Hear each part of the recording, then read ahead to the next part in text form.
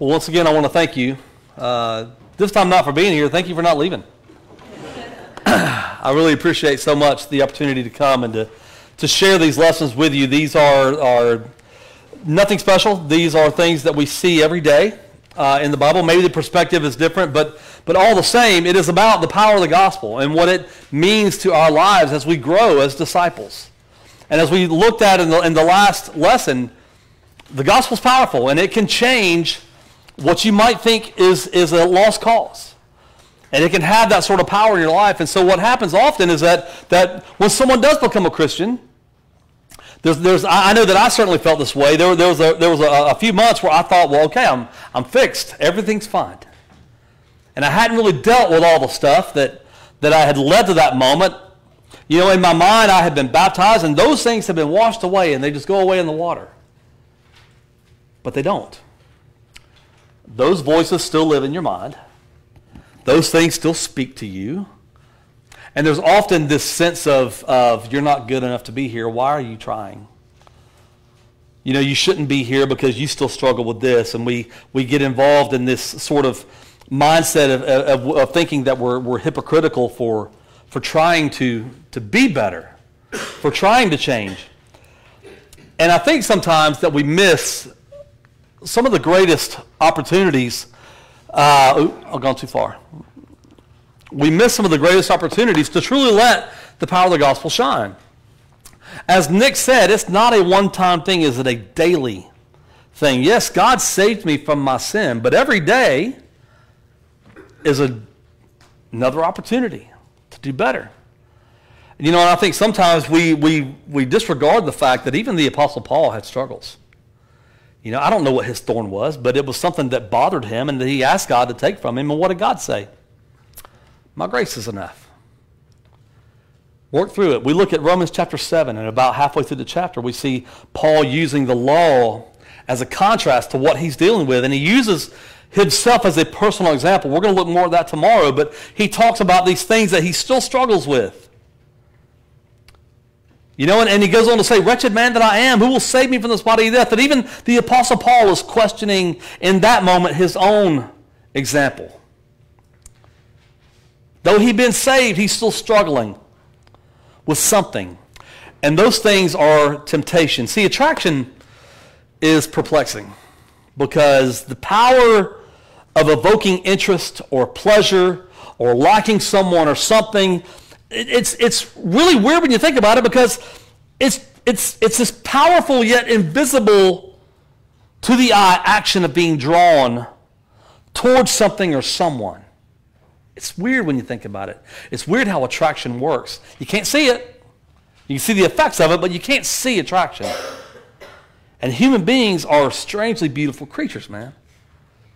And this is one of those aspects that comes into play, that God creates us, and in part of that creating, he puts in us this ability to be inwardly drawn towards others or things or ideas. And what really blows my mind is they're not all the same things. Some here are attracted towards sports. Some of us not so much. Some of us towards Italian food. Some of us towards Mexican food. I know it's hard to believe, but not everybody likes Mexican food. That's just crazy.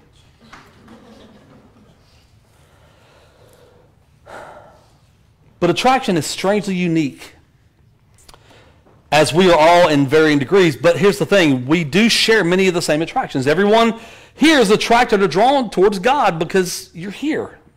Right? That proves that you were interested enough in God's Word to want to know more about it. So we have that in common. We're attracted to one another in our fellowship with God and in our friendships and relationships. And many of us probably like the same music.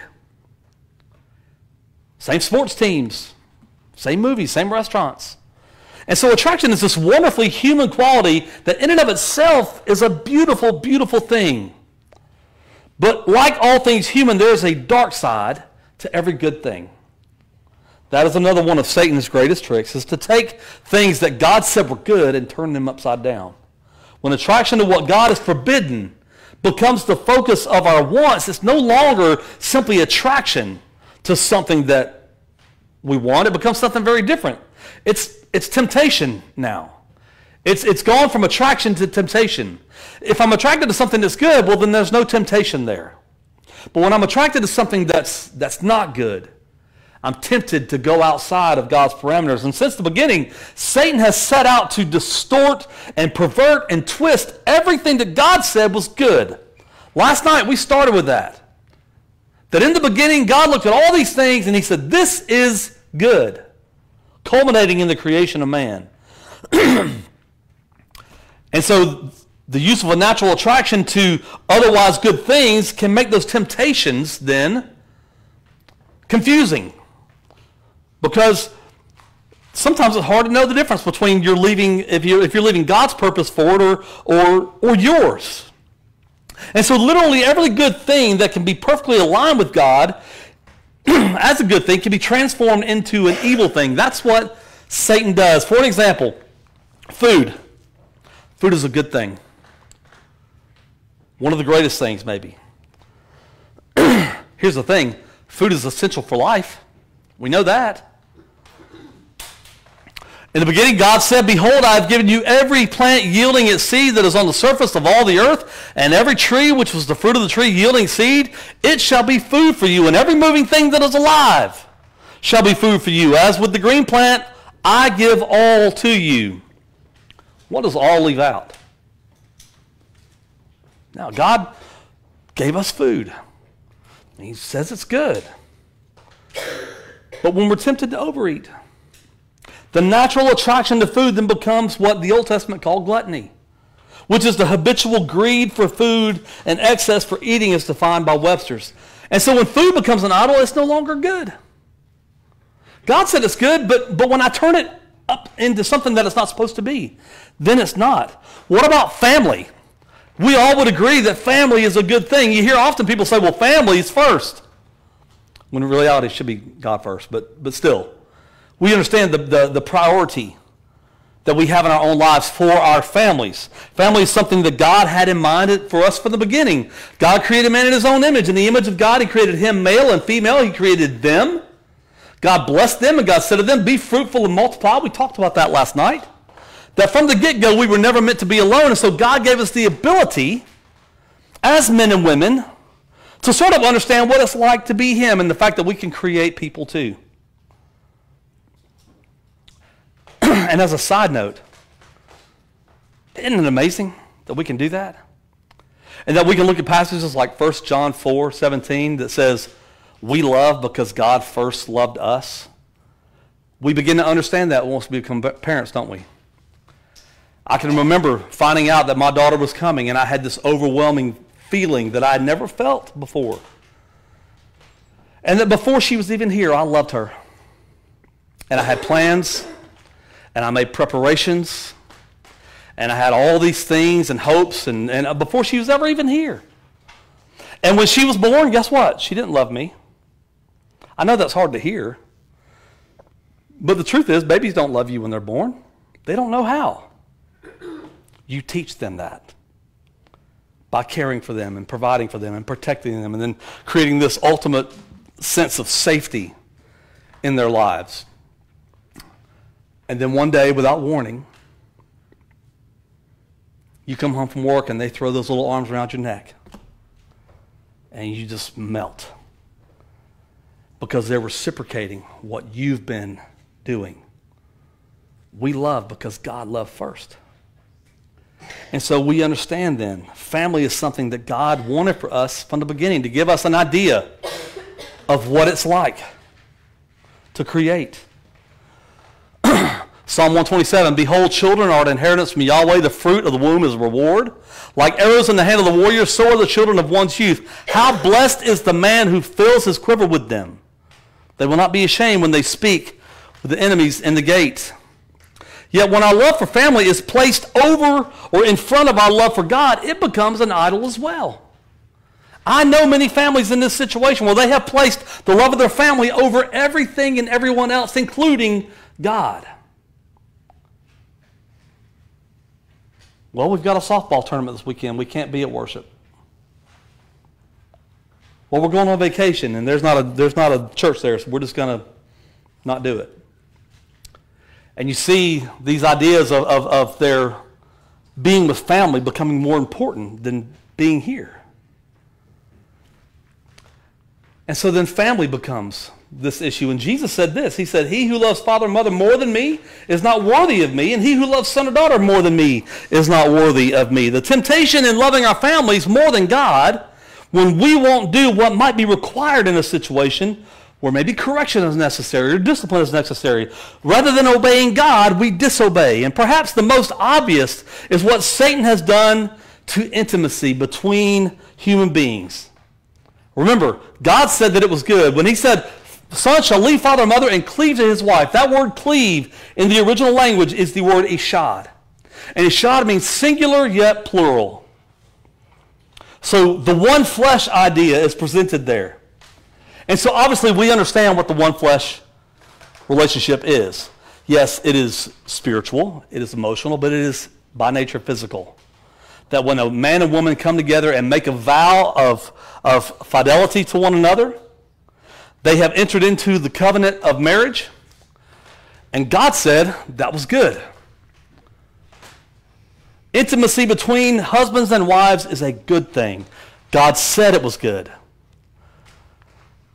God saw all that he made, and behold, it was good. And so that relationship designed for husbands and wives alone is a good thing. Being fruitful and multiplying clearly is something that cannot be accomplished by any other means. And when he gave this command, followed by the authority of mankind and the purpose of mankind, the provision for mankind, he closed out all these statements here, saying that it's all good. That intimacy is reserved for marriage. And the very thing that God gave humanity to emulate him in unity, singular yet plural, truly coming together as two. This ultimate expression of love, the reaffirmation of the bond created in marriage, is something that we would naturally be attracted to. You know, God puts that in us. Satan found a way to tempt us and leave what God said was good for, once again, idolatry. Paul says this in Romans. He says, this is not the whole chapter. These are just a couple of verses out of the chapter because it's long, but we can read the entire passage another time. But he says, for the wrath of God is revealed from heaven against all ungodliness and unrighteousness of men who suppress the truth in unrighteousness, because that which is made known about God is evident within them, for God made it evident to them. For even though they knew God, they did not glorify him as God or give thanks, but they became futile in their thoughts, and their foolish heart was darkened. For they exchanged the truth about God for a lie and worshipped and served the creature rather than the Creator, who is blessed forever. Amen. For this reason, God gave them up to dishonorable passions. For their females exchanged the natural function for that which is unnatural. Too far. Paul says, trading what was created by the Creator, which the Creator would have said is good, for what was created by the creature, having multiple partners, out of wedlock, out of the covenant, same-sex partners engaging in homosexual acts, exchanging the natural for the unnatural, Paul said. And the temptation rages on. Look outside these walls at the world that we live in today. We can't even define what a woman is. I mean, I can. But the world struggles with that. But when God created it, he said it was good. And these are very obvious and blatant, to take what is good to be attracted to and transform it into something that's sinful and to be tempted by. But here's the thing, even with all these, sometimes our temptations aren't so obvious. And sometimes it's the smallest ways that Satan tempts us and deceives us into thinking that we're doing the right thing. I'm going to use two examples using men and women for an illustration. Now, there obviously are a lot more than this, but I think these are two that we struggle the most with in our current day and age. And because it's things we struggle with in the world, it obviously creeps into the church. And I don't know what's going on in this group, but I know that this is something that I've dealt with at home in dealing with men and women in various ways. And so the first one I want to address is with the men. Now, this is often a temptation that we may not think is a temptation. But when you hear this played out, you'll see what I mean. You'll see what I'm talking about. With men, I don't think anyone here would disagree that men should be masculine. Men should be masculine. To clarify, masculine doesn't mean a steroid-raged alpha bro. It means that which is consistent with being male. That's what masculinity means. And as much as the world will tell you that there's no difference between men and women, there absolutely are distinct differences between the two sexes. And one of those is that men are to be masculine. This passage where Paul says, be watchful, stand firm in the faith, and act like men, be strong. This is God. This is God's description for what men were supposed to be. To act masculine, to be strong. It is right, and it is more importantly a command through Paul to the Corinthian Christians and by extension to us. But here's where the temptation comes in. I think we can look at this and agree, yes, men, be watchful, stand firm, and be strong. I don't think anyone here disagrees with that. Paul finishes this sentence with be strong, and I think maybe the greatest lie ever told to men was that pain is what makes you strong. The greatest lie ever told to men is that pain makes you strong. It can. Right? We understand the old adage, no pain, no gain, right? We understand that. But that's kind of a lie too. More than that, pain can make you strong, but you know what it does more? It makes you callous. Pain makes you callous. It makes you unfeeling, unemotional. And our excuse is, well, I'm just a man. Satan knew to attack the tenderness of young boys. Again, like I said last hour, Satan doesn't wait. And he'll come for your boys when they're young. Satan knew to attack the tenderness of young boys in the guise of masculinity. That as parents, we wouldn't let them show any emotions. To make sure that they were masculine, make sure that they grew up big and strong and tough. And when they get hurt physically, we tell them to suck it up. Be tough. Not realizing that as he grows more mature and gets hurt emotionally, he's going to do exactly what he's been trained to do. Push that hurt down and be tough. Be callous. Be unemotional. And Satan knows. He'll have more favor to make him a warrior of physical force than a lover with a tender spirit. As fighters, Satan knows it's incredibly difficult not to give in to the full vent of force and anger. As someone who grew up with a temper, failed the 9th grade for being suspended 9 times for fighting, I understand this wholesale. It's difficult not to give in to the full force of anger and wrath, making me an unrestrained man of war. And that's what the world tells you a man is. A man is someone who can destroy, but that's not true. God says a man is someone who can build. A man is someone who can strengthen. But Satan knows that this is the world's temptation, and it creeps in here. And we raise our boys telling them, don't cry. You be tough. You be a man. You suck it up. You cry, I'll give you something to cry about. How many of us Gen Xers heard that growing up? Satan counts on it. We have to resist the temptation to be unfeeling and callous. Real men, real masculinity is not my physical strength. Look, I can bench press a lot. It's got nothing to do with me being a man. It's about my ability to restrain it. When Jesus says, the meek shall inherit the earth, do you know what the definition of meekness is? Strength under control. That's what it means to be meek. Real masculinity is not about my strength, but about my ability to restrain it. Absolutely, I agree with Jordan Peterson when he said every man should be a monster just under the surface. But that surface should be made of the strongest of all truths. And it's not thick skin, it's love. Love keeps that monster at bay. Love keeps that strength under control. Love is the strongest of all truths. And I know that because look how Paul finishes the sentence. Let all that you do then be done in love. Man, this is a temptation we have to fight. We have to resist the temptation to be unfeeling and unmoved by things. One of the things that we see often in the life of Jesus was his ability to be moved. Whether he was moved for compassion when he saw the multitudes, or whether he was moved to tears when his friend Lazarus died. And you know what's amazing about that? He knew he was going to raise him from the dead, and yet he was moved with emotion. And Jesus wept because it was sad. Death occurred. And it's okay to be moved.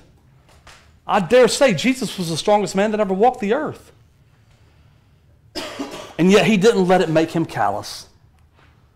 His toughness was not about his ability to not show vulnerability, but about his ability to show it and be unaffected by aggression against it. So let all you do then be in love. Be watchful. Be firm. Act like men. Be strong, but let everything that you do then be done in love. Life is pain, no doubt, but love is stronger than pain. Love is stronger than pain. Second example, for the women. It's not too different than the temptation for men to be callous, but for women, according to the Jesuit School of Religion and Psychological Sciences, statistic they came up with from a poll that they conducted with 300 women, the strongest temptation for women is not being callous, but it's being in control. The modern world struggles with the idea of women, wives in particular, being submissive to their husbands. And that has crept into the church as well. That maybe in part it's because the definition of submissive is somehow seen as less than. Remember last night, when God made Eve for Adam, he created for him a helper. And sometimes we put that less than sign in front of the word helper, not realizing that the other 19 times that word helper is used, it always refers to God and his strength. And so when he created Eve for Adam, he was creating for him manifestation of his own help for him. And so the world has it wrong when they say, oh, well, to be submissive means that you're less than. That's not true. Somehow you're not equal to by modern minds. But in reality, there is nothing to do with either one of those. It was actually described as protection. After the fall in the garden, God pronounced Eve's consequences. Look what he says. To the woman, he said, I will greatly multiply your pain in conception, and in your pain you will bear children. Your desire will be for your husband, and he will rule over you. The temptation, according to the study conducted by the Jesuit School of Psychological Sciences, was to be in control. And it is because women are often smarter than men. Listen, I can admit it. My wife is way smarter than me. I know that. She's also the cooler head. And I do well to listen to her when she says, hey, calm down. Because she's usually right. Or, hey, think of it this way. Women are often smarter than men. They're better at multitasking for sure. I know that's true. If I'm talking on the phone and you come trying to talk to me, I run away. Because I can't talk to two people at once. But my wife can talk to someone and do this, and she can manage this and watch a show all at the same time. And it's incredible because I'm good to do one thing at a time, maybe.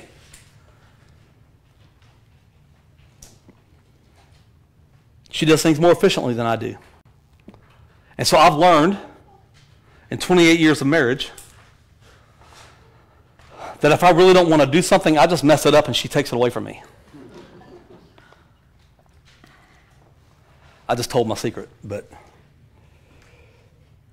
here's the thing, ladies. Your performance isn't what interests God. How well you do something isn't what interests God. How much better you might be at something isn't what interests God. Your obedience is what interests God. These and other temptations that we wrestle with just live under the surface. And so for women, he says, your desire will be for your husband. And sometimes we think that means, oh, well, yeah, well, I mean, that's not that big of an ask. Just that my desire will be for my husband. But the idea is that your desire will be to rule over your husband, but he will rule over you. What God's asking for is obedience. You know, it's not coincidental that men are commanded to love their wives? Because as we just talked about, as men being callous, love doesn't come so natural to us. And women are commanded to submit to their husbands. You know why? Because it doesn't come so natural. And so God commands us to do the things that might go against our very nature of what we want to do. And the temptation is to give in to those. The temptation is for me to be callous with my wife and not love her. But Paul says, do not be harsh with your wives. Likewise, he says to my wife, submit to your husband. And ultimately, at the end of the day, it isn't because I'm better at anything than her. It's because she loves God more than me. Sidebar, that's the key to any marriage, by the way. Loving God more than you love each other. Because in the days that your spouse might be unlovable, you'll stay because God says stay. I often joke, I say that the same reason that my wife doesn't kill me is the same reason she stays with me. It's because God said so. He says, don't kill your husband, stay married. Okay. If you make God the priority, you'll do those things. And in the days you don't feel like it, you'll do it. It's not about your performance, it's about obedience. And so these and other temptations that we wrestle with are often just living right under the surface. They're masked as choices. The devil doesn't come to us with chains. He comes to us with choices. But make no mistake, those choices are just links in a chain. He offers us a link. And then another, and then another. And what Satan gets away with is not only tempting us right into the bondage of sin, we take the links of the chain disguised as choices, and we build our own chain. We make our own chains because we believe these things are choices, and Satan's like, here, have another. Here, have another. And we just keep taking them, and we chain ourselves to sin. So what do we do? How do we resist the temptation? Aside from all the other temptations that we struggle with, food, family, intimacy, as men, how do we resist the temptation to not be callous? And women, how do we resist the temptation to want to be in control?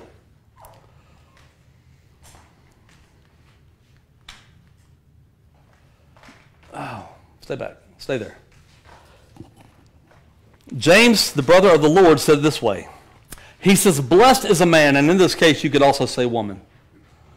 Blessed is a man or woman who perseveres under trial. For once he has been approved, he will receive the crown of life which the Lord has promised to those who love him. Let no one say when he's tempted, I'm being tempted by God, for God cannot be tempted by evil, and he himself tempts no one. But each one is tempted when he is carried away and enticed by his own lust. Then when lust is conceived, it gives birth to sin, and when sin is fully matured, it brings forth death. Do not be deceived, my fellow brothers. Every good thing given and every good gift comes from above, and then coming down from Father of lights, with whom there is no variation or shifting shadow. So know this. James is telling us to remember that God is not the one who tempts us. Satan takes the good and natural things that we're attracted to, and he twists those things to lure us away, and he gives us links to build our own chain that he calls choices. And these here in this passage are referred to as lusts. And so when I'm tempted and enticed to engage beyond temptation, it is me who's responsible. But if I resist by expecting the temptation to come, then planning for it accordingly, when it comes, I can fight. And I can win. James says, blessed is the one who does so, he'll receive the crown of life. But more than that, God also tells us this. He says, no temptation has overtaken you, but as such is common to man. God is faithful, who will not allow you to be tempted beyond what you're able, but with temptation will provide the way of escape also that you may be able to endure it. Understand this. This does not mean that God will not give you more than you can handle.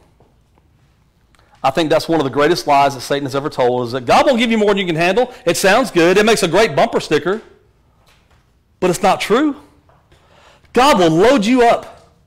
He will absolutely give you more than you can carry. You know why? Because as long as you think you got it, You won't turn to him. I got it. I can carry this. It's not that bad. Here's the thing. It's not the load that breaks you down. It's how you carry it. And the truth is I might be able to carry this for a minute. But 10 minutes might be another story altogether. And the moment that I think that I got it and I don't need help, Satan has me. I'm going to buckle and I'm going to crumble. And I'm going to give in to temptation. No one has to carry all that. One of the true aspects of discipleship that we often ignore is the power of confession. You know, I give the invitation at least 52 times a year. At least once a week I give the invitation. And you know how often people take advantage of that? It's rare. I'm not going to say zero, but it's rare.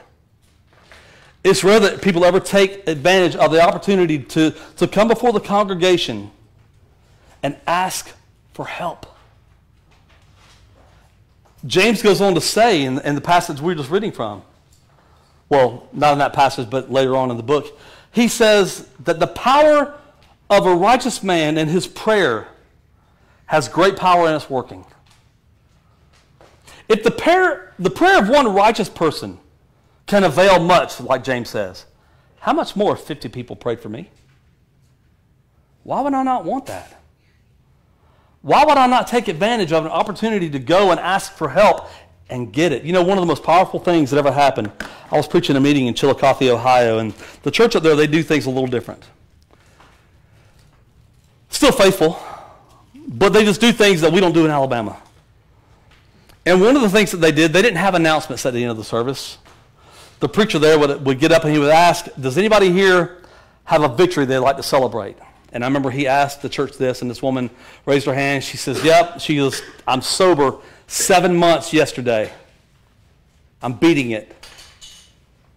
And everybody had the amens and praise God, and everybody was clapping, and it was a powerful thing that this woman was sober.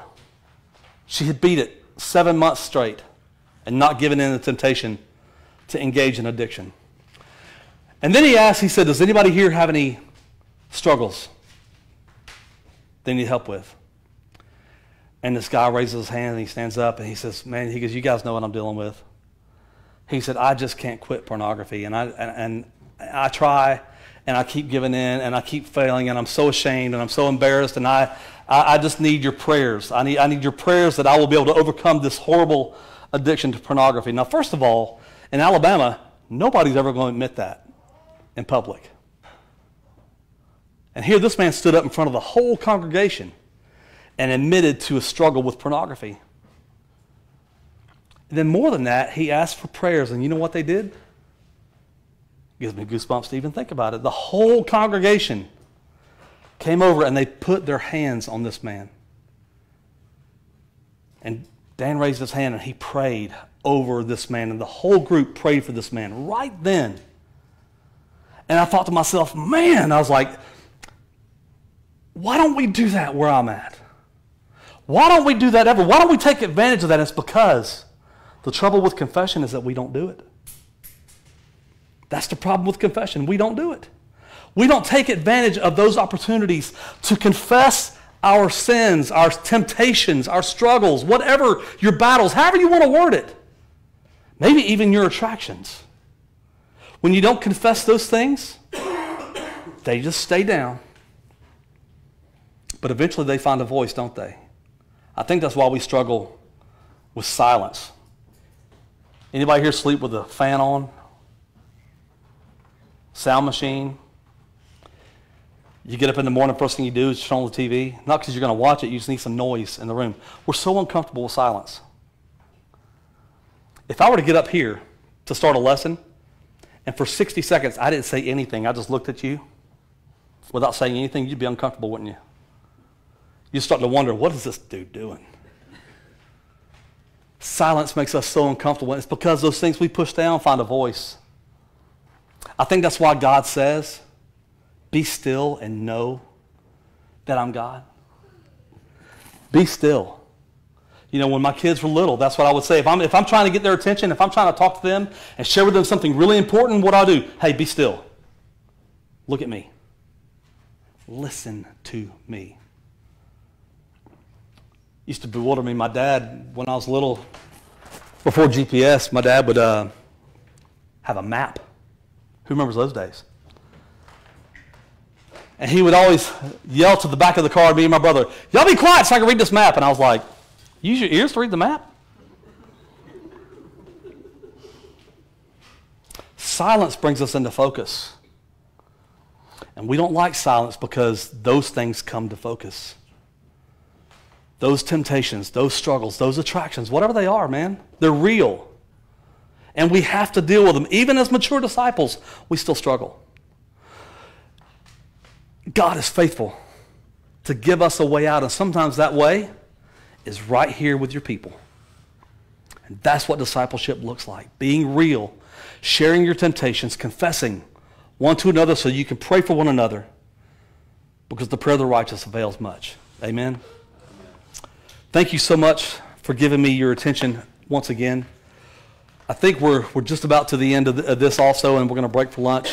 I'm going to give the floor to Nick. Thank you so much for your attention.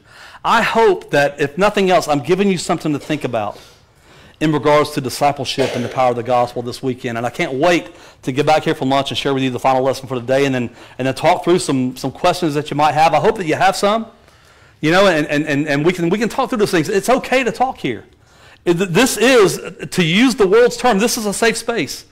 This ought to be the safest place in the world for us, where we can share and talk and work through some of these issues. Not be callous as men, but be open and vulnerable and submissive to God. Thank y'all so much. Nick?